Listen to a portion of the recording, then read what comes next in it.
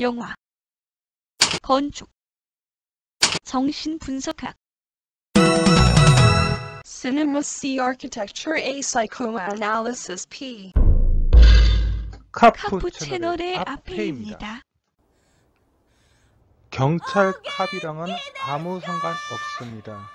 다만 상관이 있다면 여러분 마음속에 캅이 되고 싶네요. 13번째 카푸 채널 콘텐츠는 르 꼬르비제의 라뚜레트 수도원의 예배당들과 내부 복도들을 다뤄보겠습니다. 이렇게 또 라뚜레트 수도원의 외부와 도서관과 나눠서 콘텐츠를 따로 만든 것은 그만큼 수도원의 예배당이 특별하기 때문입니다.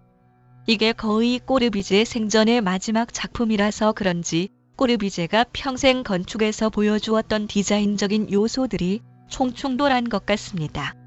라뚜레트 수도원이 꼬르비제 건축의 완성이 아닐까요? 정말 라뚜레트 수도원은 꼬르비제 평생 건축이 모두 하나로 합쳐진 것 같습니다. 그런데 수도원의 예배당은 또 그것을 뛰어넘는 무언가가 있습니다.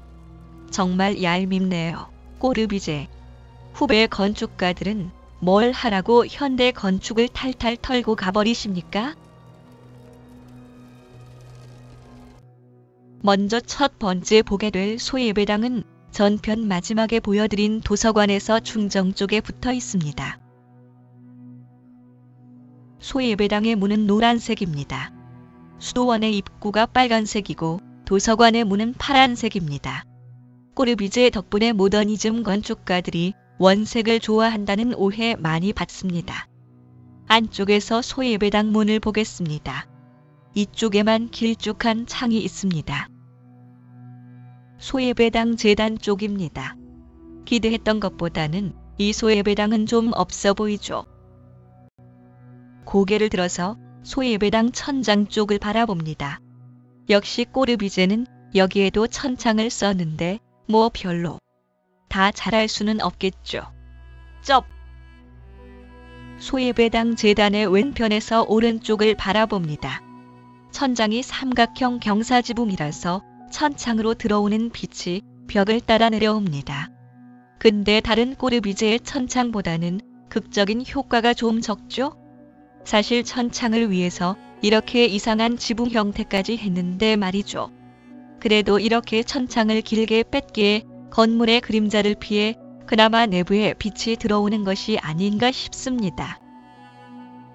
소예배당 재단에서 입구 쪽을 바라봅니다.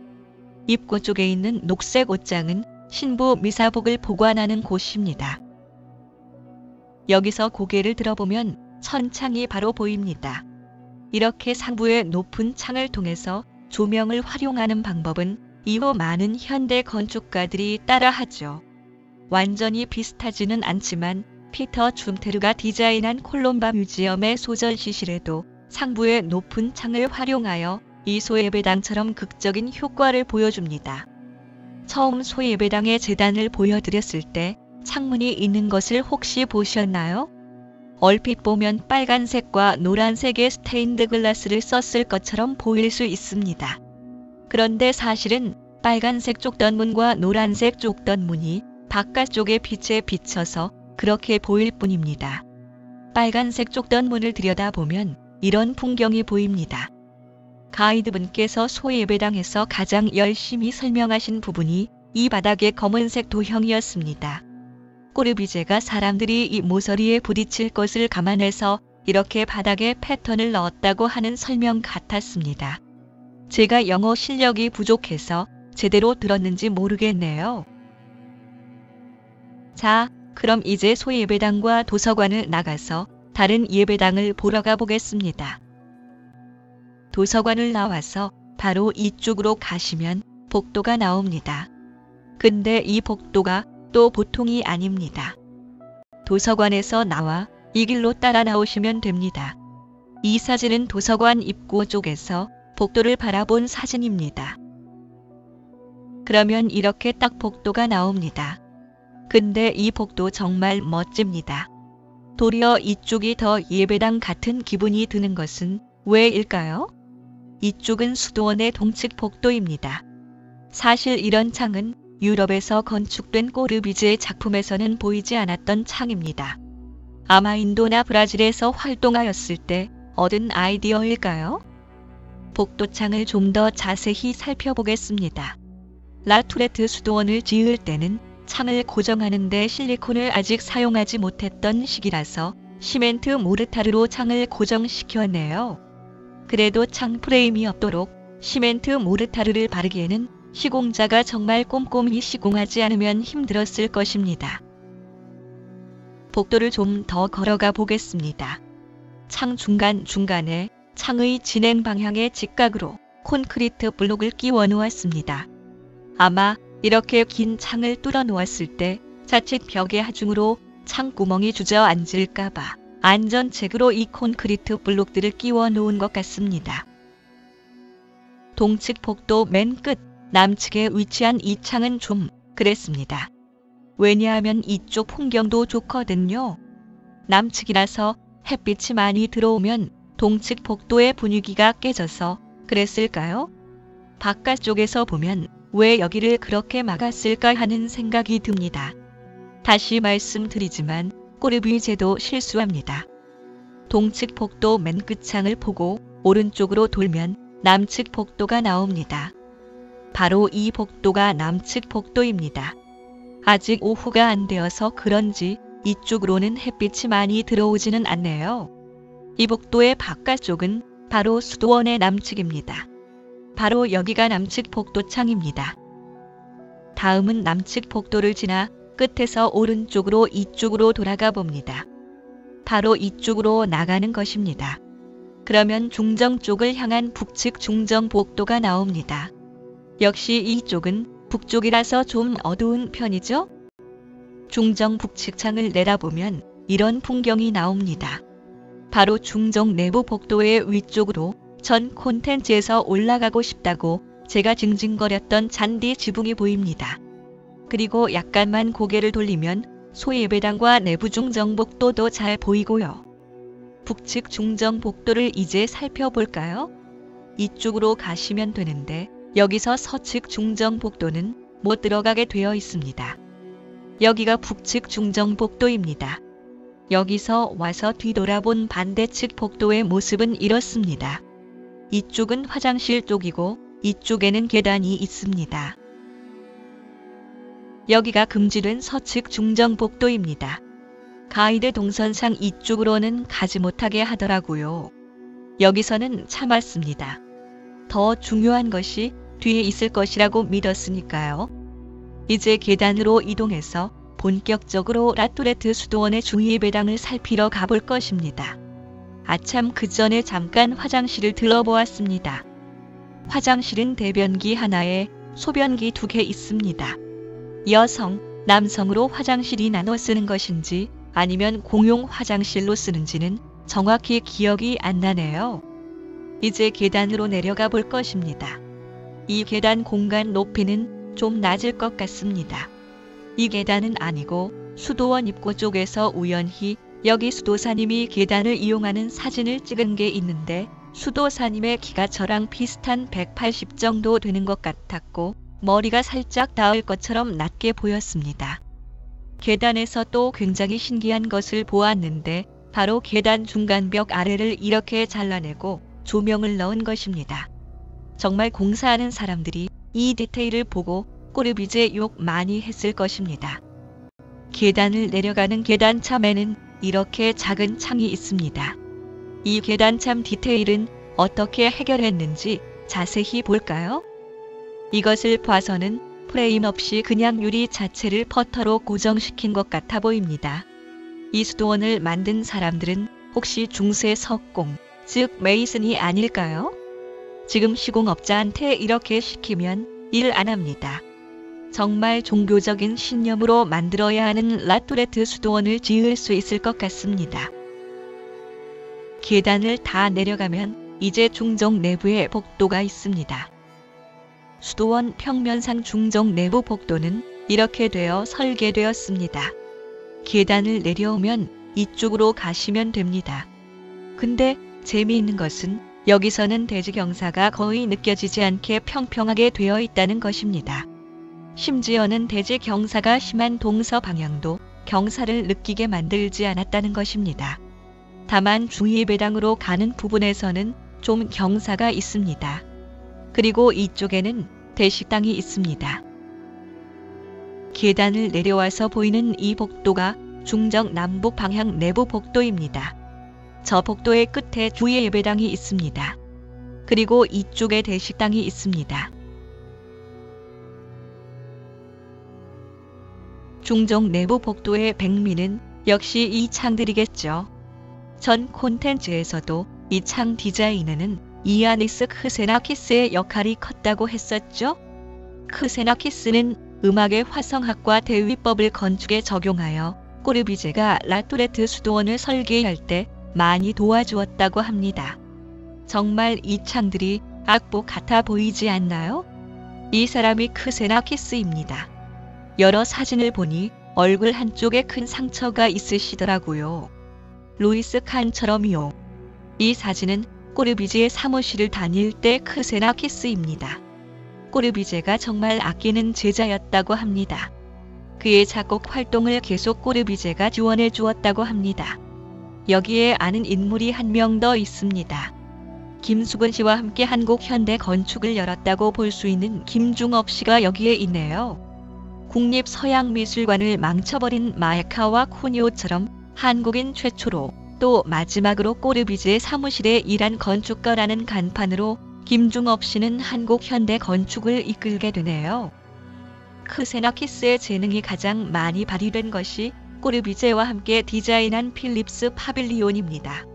음계의 변화를 건축 디자인에 적용시켰다고 하는데 몇 명의 건축 이론가들은 이 작품이 21세기 디지털 건축의 시작이라고 보기도 합니다. 필립스 파빌리온의 내부 사진은 이렇게 밖에 못 찾았습니다. 이 내부가 정말 궁금하기는 합니다. 제가 알기로는 지금은 남아있지 않는 것으로 알고 있습니다. 어쨌든 꼬르비제는 20세기, 21세기 모든 건축에 자신의 자취를 남겨놓고 가셨습니다. 대식당 앞쪽에서 남북 방향 내부 복도의 동측창입니다. 여기는 또 이렇게 경사형 지붕으로 삼각형 창이 생깁니다. 바깥쪽에서 바로 이 부분입니다. 참 다이나믹한 중정 아닙니까? 여기서 남북 방향으로 가면 주의 예배당이 있습니다. 여기는 램프, 즉 바닥 전체가 경사로 기울어져 있습니다. 대식당 앞에서 주의 예배당으로 가는 남북 방향 내부 중정 복도입니다. 가이드가 설명하는데 몰래 빠져나와 이리로 가봤습니다. 주의 예배당 문 앞으로 가서 반대로 돌아보았습니다. 이쪽 뷰는 확실히 경사가 느껴지지요? 대식당 앞에서 동서 방향으로 뻗은 중정 내부 복도가 있습니다. 이쪽이 동서 방향 내부 복도입니다. 어째 좀 으쓱하죠? 여기는 대식당입니다. 여기서 가이드가 그룹 설명을 할 때 저는 몰래 빠져나와서 아무도 없을 때 주의 예배당을 찍었기 때문에 이쪽은 자세히 살펴보지 못했습니다. 대식당 끝쪽에는 부엌 같은 것이 보이는데 주의 예배당 몰래 살펴보느라고 거기까지 가지도 못했습니다. 대식당 부엌 반대쪽은 이렇게 별로 볼 게 없네요. 근데 이 조명은 좀 낮이 익네요. 이거 빌라사보아 2층 거실의 간접 조명등이랑 비슷한 거 아닌가요? 에잇, 약간 다르네요. 하지만 정말 꼬르비제 간접 조명 좋아하십니다. 하지만 서측을 향한 창은 멋집니다. 외부에서 보면 이 부분이 되겠지요. 대지가 경사가 되어 있어서 동측보다 서측이 1층 정도 더 높게 되어 있습니다. 대식당 서측 창을 통해서 외부를 본 사진입니다. 여기서 이 풍경을 보면서 식사하면 정말 시간 가는 줄 모를 것 같습니다.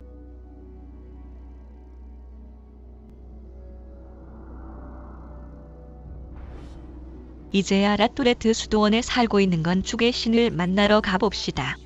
정말 이 떨림이란 뭐라 할 말이 없습니다.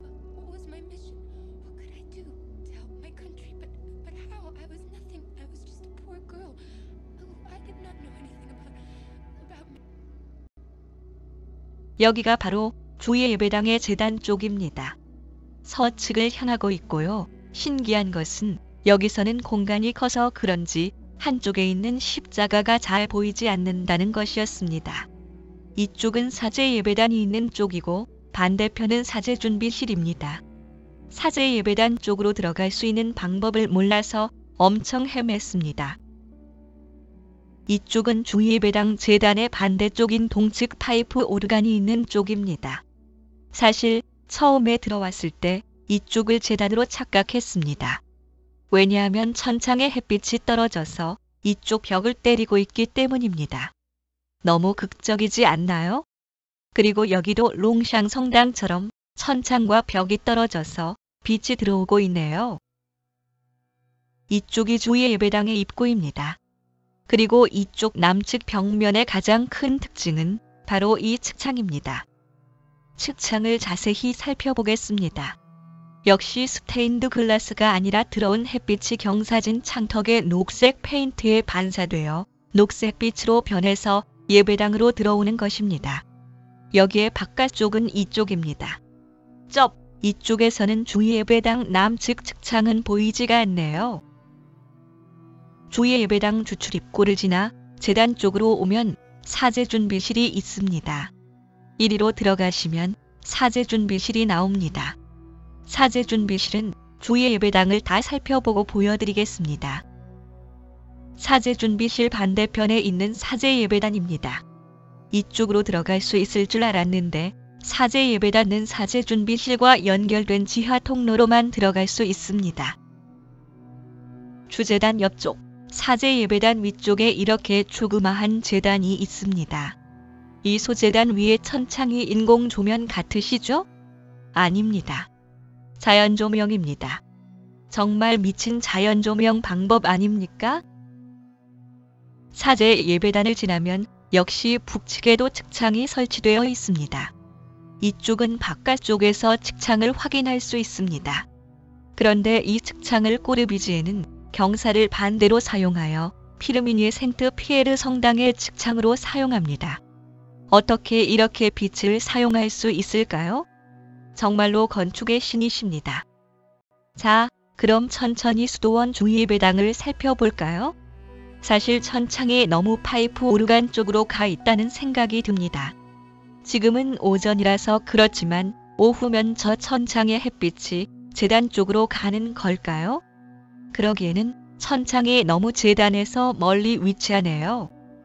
천창을 좀 확대해 볼까요?